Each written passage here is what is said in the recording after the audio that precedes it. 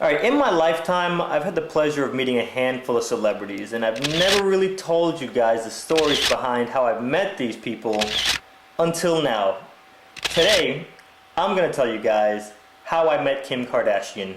It was summer of 2008, and the Championship Gaming Series flew me from Florida out to LA for the summer to do some on-camera work for Mountain Dew and the CGS.com. One day in the middle of July, my roommates came to me and they were like, "Hey, there's this red carpet party going on this week. We don't know if you've heard about it, but we've heard Lindsay Lohan will be there. Maybe that one chick from the Pussycat Dolls. And it's also rumored that Kim Kardashian's going to be at this party too." So I instantly start to think, okay, I've been to parties before where they say so-and-so famous person is going to show up, but it never happens. I could see Lindsay Lohan showing up, but Kim Kardashian, I really can't see that happening. So the day of the party comes, me, Dr. Dog, and Weenus, we all get ready, and Dr. Dog drives us down to the set where the party's going to be held. At the door, there's these two really ridiculously big black guys in suits and earpieces, so now I'm starting to think, okay, there might actually be some celebrities here already. And these two guys are giving me the look like, don't even try to get in here. So one of my female contacts that works with DirecTV, she walks out. She runs over and she's like, "Thank God you're here. Okay, has anybody told you what you're doing tonight?" And I'm like, no, I think I'm doing something with the CGS.com, but nobody's given me specifics yet. And she's like, "Okay, Brody Jenner from the Hills is going to be here soon, and when he gets here, you're going to train him on how to play DOA, and then you're going to be his on-stage GM, because he's going to have to play Vanessa on the main stage." And before I can even respond, Jim, the director of the CGS.com, he runs over and he's like, "sWooZie, okay, good, you're here. We have you working the red carpet tonight." And then my girl with DirecTV, she's like, "We actually have him already training Brody Jenner for the match that he's playing tonight against Vanessa." So then Jim goes, "Okay, well, you can have him as soon as we're done with him on the red carpet." So Jim gets me past the guys at the door and puts me right there on the red carpet. I meet up with Hogan and a cameraman, and Hogan hands me a mic and he's like, "Swooz, have you ever worked red carpet before?" And I'm like, "No." So he says, "Dude, okay, when the big stars get here, you're going to have to be super aggressive in order to get an interview. Just letting you know that right now." So there's a bunch of media people already on the red carpet. To the immediate left, there's PwnOrDie.com's crew, and to the immediate right, it's ABC.com, and I have Hogan and the cameraman right behind me. So I lean over to Hogan and I'm like, "I heard Kim Kardashian's going to be here." He's like, "Bro, if Kim Kardashian shows up, you're going to have to be really aggressive to get her to stop." So I look up and people start to come down the red carpet. Upcoming Disney stars and then random people from TV shows. So then Brody Jenner shows up and people are taking pictures like crazy. So he starts to make his way down the line of media, and then he finally gets to me and we start our interview. He answers all the questions and then he goes, "Yeah, I actually think they have me playing on the big stage tonight."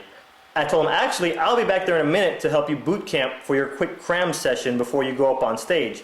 Now before he even responds to that, I start hearing a lot of commotion going on, and I look up and Kim Kardashian is standing about 20 feet away from me. So at that point, I was just like, "Okay, Brody, you're awesome, bye-bye."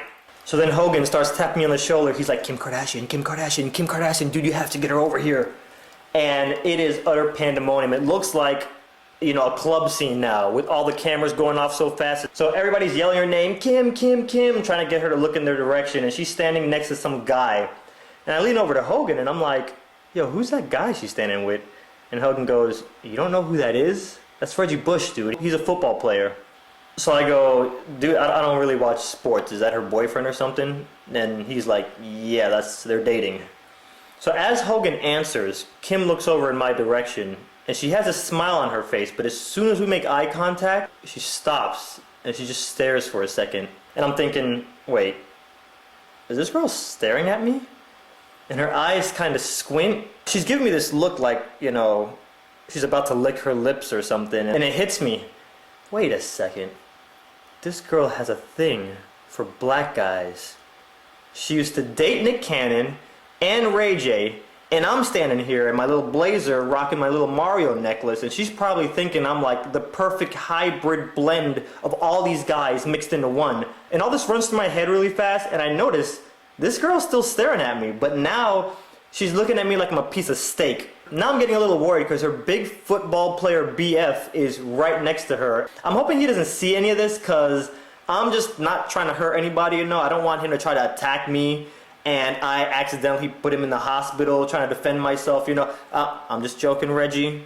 You're a cool guy. I love you, man. You're awesome. Please don't beat me up. But anyway, so Kim looks away, and then she goes to the first media person at the head of the media line at the red carpet. And Reggie's with her at first, but then he breaks away and starts jumping around to random media people and just doing random interviews. So at this point, I notice Kim is only answering about 1 or 2 questions from each media person. And she gets down to Pwn or Die, who is right next to me, really, really fast. So right now, all the media people are pushing and trying to get close to Kim, and she's answering Pwn or Die's questions. And as she's answering, she keeps looking at me in the corner of her eye and smiling. And I'm just like, is this for real? Is this girl looking at me?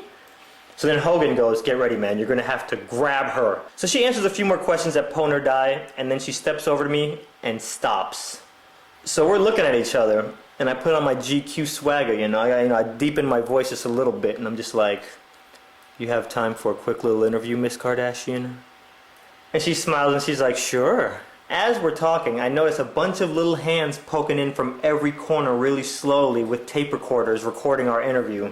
So I ask her, so what games are you mashing on right now? And she's like, oh, I love Rock Band. I get my family together, and I get my friends, and we play Rock Band, and I like playing the guitar, and I play the drums, but I've always been a gamer. And I'm like, you've always been a gamer? And she's like, yeah. I tell her, you know, I'm sorry, but I find it really hard to believe that you've always been a gamer. What is the first game that you picked up? She's like, Legend of Zelda on the NES, come on, man. And when she said that, I almost dropped to one knee. But she has a man, so I kept it respectful. I did, however, say something that I won't repeat here, because it's a line I like to use from time to time whenever a girl really impresses me. And I don't want other girls to know just what that line is. But when I said it, she laughed and she stroked my arm. And she's like, oh my gosh, you're so hilarious. This girl just stroked my arm? Coincidentally, right after she stroked my arm, one of the media people took a picture. Look at that. That's my head really big to the left of the frame right there. But look at the intensity on this girl's face. Okay? Look at how happy she is. So Kim and I talked for a little bit longer. You know, it was pretty obvious that she spent most of her time giving her interviews with me. I thanked her for her time, and she started making her way down the media line. So then a few more celebrities showed up. I got some more interviews, you know, Bobby Brown, Macy Gray, Robin Haley from Coin Op TV. You know, there's a bunch of celebrities there. Hogan was like, all right, man, I think you're all done. That's all we need. So my girl from DirecTV runs up to me, and she was like, get backstage right now. They're about to call Brody up onto the main stage for his game. So I run backstage, and Master and Vanessa are already there. And then Brody's there, and then Jordan Farmar, I don't know how you say his name. The guy from the Lakers, he's there. Reggie Bush is there too. And I walk over next to Brody, and I'm like, hey man, I'm sorry I couldn't get back here in time to help you practice, but I'm here now. And Brody goes, actually, I think they have me playing the racing game now. You're going to go out there with Jordan. And I look over at Jordan, and I'm like, all right, man, well, don't worry. You know, I'll try to coach you up on the main stage to hopefully try to at least get one round against Vanessa, hopefully. So I turn around, and suddenly, Kim Kardashian is standing there right next to me. She just pops up out of nowhere. And I'm thinking to myself, now this would be a perfect time to keep talking to her, but you know what, she's got a man, you know, and even though it'd just be friendly conversation, I'm just, you know what, I'll just let it go. But I look back up at Master and Vanessa, and they both look like they're right out of a manga or an anime with their expressions. Master's looking at me like, dude, you're standing next to Kim Kardashian. And Vanessa just has this look on her face like, this is so much fun, and look at you standing next to her, you guys. This is just too cute to watch. She doesn't even say anything, but that look on her face says it all. So, you know, I look away from them because they're not helping the situation. So I turn to Brody and I start talking to him. I'm like, bro, you know what's funny? I was randomly just on your MySpace for no reason 2 days ago, and now we're backstage together. So me and Brody start talking about MySpace for a little bit, and then I get a text message. So I pull out my phone, and then Kim goes, is that the new 3G iPhone? I'm like, yes, ma'am. I just kind of move it in front of her so she can see what it looks like. And she's like, oh, cool. Then I put it back in my pocket. And then she taps me on the shoulder, and she's like, hey, what time is it? I take my phone out, and then I look at it, and I'm like, oh, it's 9 o'clock. And she's like, thanks. And I put the phone back in my pocket, and then I realized a number of girls in the past have used that same question as a conversation starter. But again, given the situation, I'll just speak when I'm spoken to. So DJ, we called her name on the loudspeaker a few minutes later, and she walked out on the stage and she played Forza, and that was the last time I saw her. But now I think there's a bit of a problem, because whenever I'm home or just watching TV and Kim Kardashian pops up on the screen, from time to time she does what I like to call the sWooZie steak stare, where she looks at the camera the same way she looked at me that night on the red carpet. You know, I've seen her on TV a bunch of times before that night, but she never made that particular look on camera. But ever since that night we met, from time to time, she does it, and I really think she's trying to give me some kind of secret message that I'm supposed to decode. So this video is basically me saying, Kim, you're a beautiful girl, you're very sweet, you know, you love video games, all that is great, but you kind of have a boyfriend at the moment, so I'm going to have to play the respectful role and just let you know it's probably best if you stop with the whole sWooZie steak stare thing, because, you know, once you're single, totally different story. You know, if we follow our thoughts through to conclusion, you know, it just would not work out. Okay, so, you know, it's just, yeah.